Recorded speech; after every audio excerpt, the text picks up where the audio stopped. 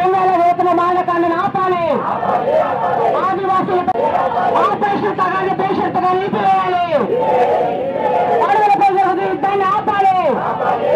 దేశ ప్రజల ఆస్తులైన అడవుల్ని కార్పొరేట్ శక్తులకు అప్పగించడానికి మూల ప్రభుత్వం చేసిన దుర్మార్గాన్ని తీవ్రంగా ఖండించండి.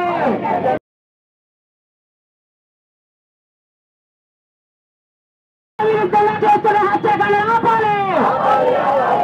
మానకాండను ఆపాలి. ఆపరేషన్ తగాని వెంటనే విడుదల చేయాలి. ఆపరేషన్ తగాని వెంటనే విడుదల చేయాలి. మానకాండతో సుప్రీంకోర్టు వెంటనే తనకు జోక్యం చేసుకుని న్యాయ విచారణ చేపట్టాలి. సుప్రీంకోర్టు జోక్యం చేసుకుని న్యాయ విచారణ చేపట్టాలి. కాపాడుకున్నా మన పచ్చని అడవులను, కాపాడుకున్నా ప్రకృతిని, కాపాడుకున్నా జీవనాన్ని.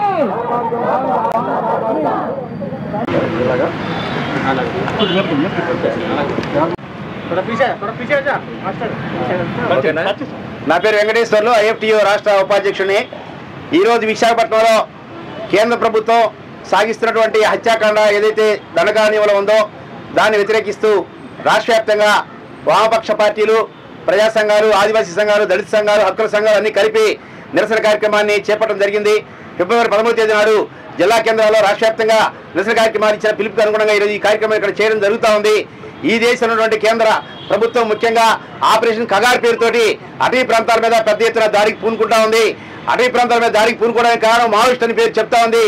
కానీ వాస్తవానికి ఆదివాసీల్ని అడవి నుంచి ఖాళీ చేయించి అక్కడున్న భూమిని అంతా అక్కడున్న వనరులన్నింటినీ కూడా కేంద్ర ప్రభుత్వం ఆ కార్పొరేట్ శక్తిని కట్టబెట్టడానికి కుట్రపూర్తమైన విధానాన్ని అనుసరిస్తూ ఉంది.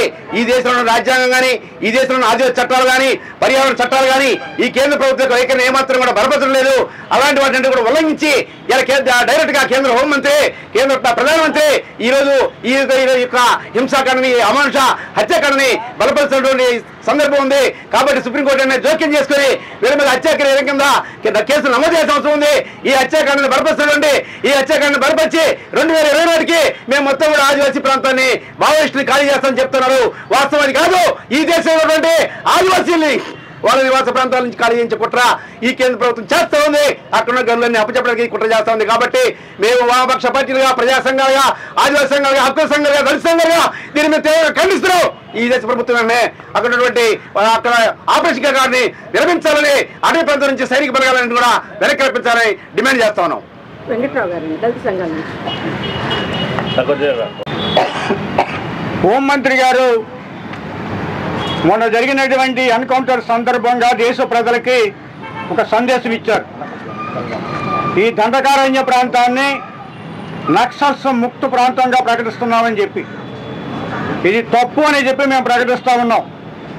ఖచ్చితంగా దండకారణ్యంలో ఉన్నటువంటి అమూల్యమైనటువంటి ఖనిజ సంపదని తన తాబేదారులు, మిత్రులు అయినటువంటి అదానీలకి, అంబానీలకి దోచిపెట్టడం కోసం అక్కడ జై జమీన్ ఉద్యమంలో తమ హక్కుల కోసం నిలదొక్కుని పోరాడుతున్నటువంటి ఆదివాసీ సమూహాన్ని అడవి నుండి తరివేసి అటవీ హక్కులకు భిన్నంగా ఆ ప్రాంతంలో మైనింగ్ జరిపి కార్పొరేట్ శక్తులకి దోచిపెట్టడం కోసం ఈ మారణకాండ జరుగుతూ ఉంది.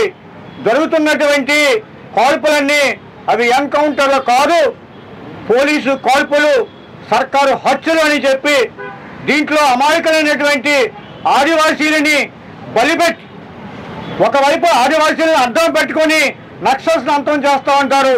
రెండో వైపు వీరు చంపేటువంటి ప్రజల్లో ఆదివాసీలే ఎక్కువ శాతం ఉన్నారు.